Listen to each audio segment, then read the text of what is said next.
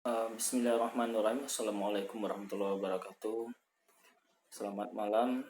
Alhamdulillah rabbil alamin. Wassalatu wassalamu ala asrofil anbiya wal mursalin wa ala alihi wa sahbihi rasulillah ajma'in. Puji dan syukur kehadirat Allah Subhanahu wa taala. Salawat beriring salam buat Nabi besar Muhammad sallallahu alaihi wasallam. Allahumma shalli ala Muhammad wa ala ali Muhammad. Pada kesempatan ini izinkan saya memperkenalkan diri. Saya Riko Ricardi dengan nomor induk mahasiswa 19199049. Baik, pada kesempatan ini saya coba mempresentasikan salah satu tugas dari mata kuliah evaluasi pendidikan jasmani, di mana materi yang akan saya coba presentasikan yaitu tes keterampilan gerak, renang, gaya dadan. Pertama-tama yang saya hormati Bapak Dr. Arsil MPD beserta Bapak Dr. Damra MPD selaku dosen pengampu mata kuliah evaluasi pendidikan jasmani dan olahraga. Langsung saja. Latar belakang. Renang adalah suatu cabang olahraga yang diminati masyarakat, khususnya pada usia remaja dan anak-anak. Oleh karena itu, Indonesia mungkin di kota-kota besar banyak terdapat kolam-kolam renang yang dimanfaatkan oleh masyarakat untuk meningkatkan kebugaran, dan beberapa di antara mereka memanfaatkannya sebagai olahraga prestasi. Di beberapa macam gaya renang, khususnya ada beberapa gaya yang sering dilombakan. Di antaranya itu renang gaya dada, renang gaya bebas, renang gaya punggung, dan renang gaya kupu-kupu.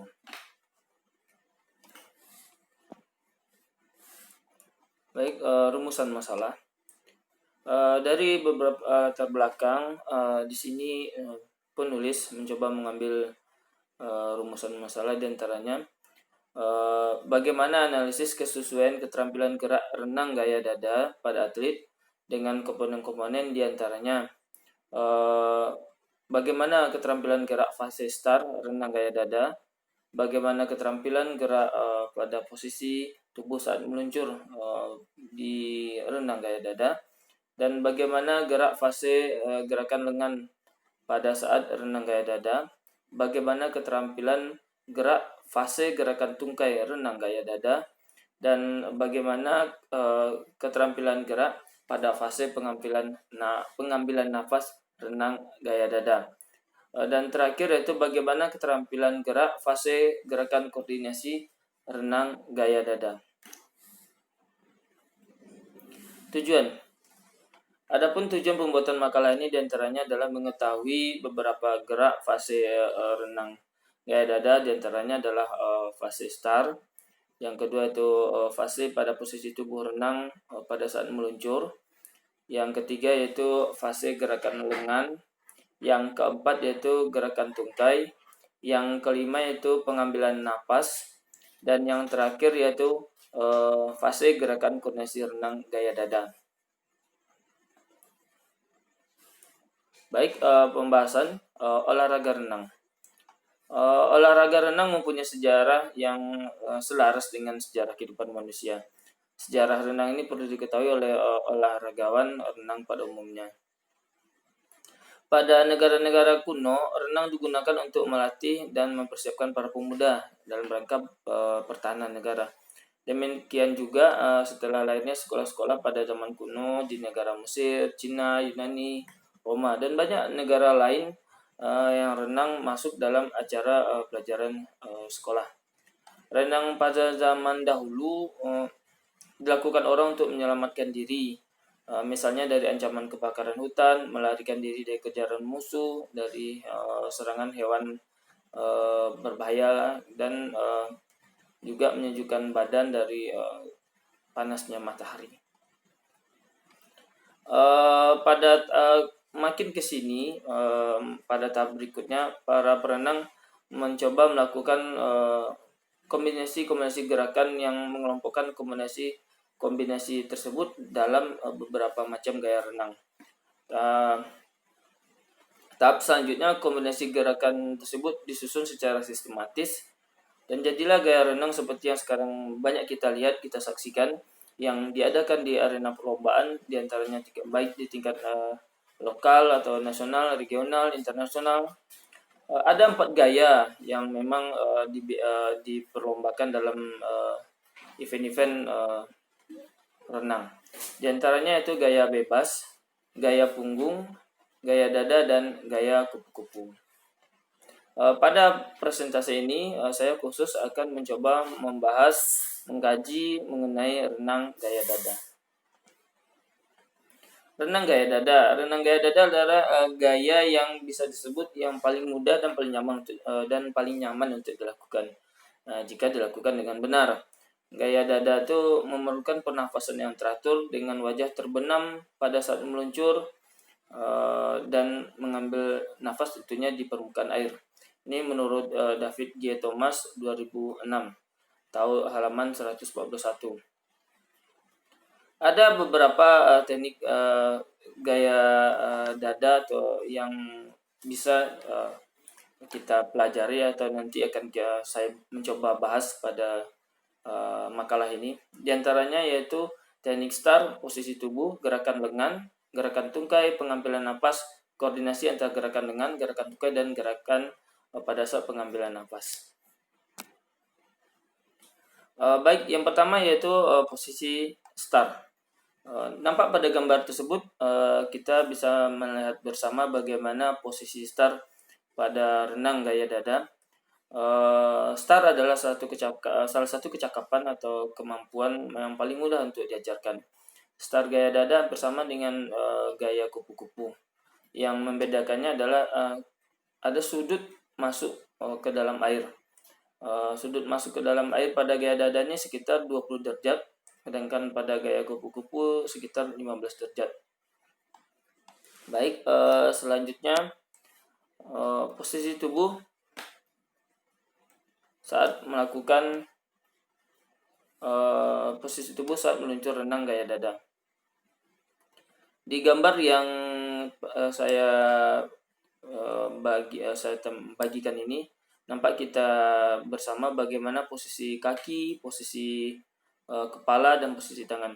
Di sana nampak dijelaskan bahwa tubuh sejajar dengan permukaan air, dengan pinggang dekat dengan permukaan air, dan tungkai di bawah permukaan air. Dalam artian tungkai itu dalam air. Wajah atau kepala itu selalu di bawah permukaan air selama kayuan, dan lengan diangkat ke atas permukaan air.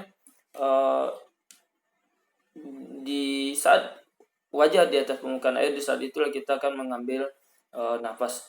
Tubuh selalu lebih rendah dari kepala, dan tungkai lebih rendah daripada bagian tubuh.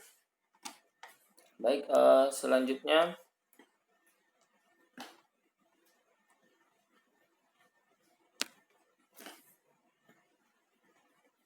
gerakan lengan pada renang gaya dada. Di sana nampak kita bersama bagaimana gerakan lengan gaya dada terdiri dari menarik dan mengembalikan. Ada menarik dan mengembalikan atau memulihkan. Tarikan lengan pada gaya dada ini dimulai dengan awal tarikan yang dalamnya sekitar kalau di teorinya sekitar 6 inci di bawah permukaan air. Jika perenang mulai tarikannya pada permukaan, ada kecenderungan untuk naik terlalu tinggi dan tenaga akan dihamburkan atau dalam gerakan naik turun. Gerakan lengan dalam renang gaya dada sedikit menambah daya dorong pada saat maju, karena gerakan lengan ini digunakan untuk gerakan naik dan turun dalam pengambilan nafas atau juga dalam memecah permukaan air. Gerakan lengan gaya dada terdiri dari 3 bagian, diantaranya lengan sapuan luar, sapuan dalam, dan pemulihan. Selanjutnya gerakan tungkai pada gaya dada. Ada 2 teori mengenai tungkai gaya dada, yaitu teori wedge action atau baji dan teori whip action atau cambuk. Kedua teori ini menjelaskan bagaimana suatu pendapat yang berbeda, yaitu sumber kekuatan saat melakukan gerakan menendang. Pada teori wedge action, sumber kekuatan itu berasal dari menekan air di antara kedua tungkai. pada saat melakukan pelurusan. Sedangkan teori yang lainnya atau whip action, sumber kekuatan itu diperoleh dari mendesak air ke belakang dengan telapak kaki. Mungkin pada gambar tersebut dapat kita lihat bersama dan saksikan bersama. Selanjutnya bagaimana gerakan pengambilan nafas pada renang gaya dada. Pengambilan nafas pada renang gaya dada seperti kita ketahui bersama tentu dilakukan di atas permukaan air dengan cara mengangkat kepala ke atas permukaan air tersebut. Kepala mulai ditarik ke atas ketika lengan melakukan gerakan awal sapuan luar dan mencapai titik tertinggi ketika lengan melakukan akhir sapuan dalam. Kembali dimasukkan ke dalam air pada saat lengan melakukan recovery. Yang terakhir itu gerakan koordinasi renang gaya dada. Gerakan koordinasi adalah perpaduan antara gerakan lengan, gerakan tungkai, dan pengambilan nafas. Untuk melaju ke depan, dimulai dari gerakan kaki, kemudian dilanjutkan dengan gerakan lengan yang bersamaan dengan pengambilan nafas. Jadi untuk gerakan koordinasi renang gaya dada adalah satu gerakan tungkai, satu gerakan lengan, dan satu gerakan atau pelaksanaan pengambilan nafas. Pada instrumen penelitian, sasaran penelitian ini memiliki sasaran pokok, yaitu mengetahui kebenaran setiap gerakan dalam beberapa tahapan gerak renang gaya dada yang dilakukan oleh atlet renang gaya dada berprestasi yang berjumlah satu atlet. Selanjutnya ada validitas instrumen. Instrumen pada penelitian ini dibuat berdasarkan validitas konstruksi yang disusun berdasarkan analisis gerak renang gaya dada, berupa data mengenai indikator-indikator gerakan pada setiap tahapan renang gaya dada, yaitu tahapan start, posisi tubuh saat meluncur, gerakan lengan, gerakan tungkai, dan pengambilan nafas sampai dengan gerak koordinasi. Selanjutnya alat dan perlengkapan. Alat dan perlengkapan untuk mendukung penelitian ini diantaranya ada handycam atau kamera HP yang bisa kita pergunakan untuk video slow motion sebagai media untuk merekam dari sisi samping, depan, dan dari jauh. Yang selanjutnya ada alat tulis untuk mencatat dan blanko indikator analisis kesesuaian. Blanko saya lampirkan di paper atau makalah, nanti bisa disaksikan bersama, dilihat di paper atau makalahnya. Yang terakhir kriteria penelitian. Pada kriteria penelitian itu dapat dijelaskan bahwa nilai 5 diberikan kepada yang menunjukkan hasil sangat sesuai dengan blanko dan teknik yang sudah ada dicantumkan pada blanko. Nilai 4 pada penilaian yang menunjukkan hasil sesuai, nilai 3, 2, dan 1, serta seterusnya. Selanjutnya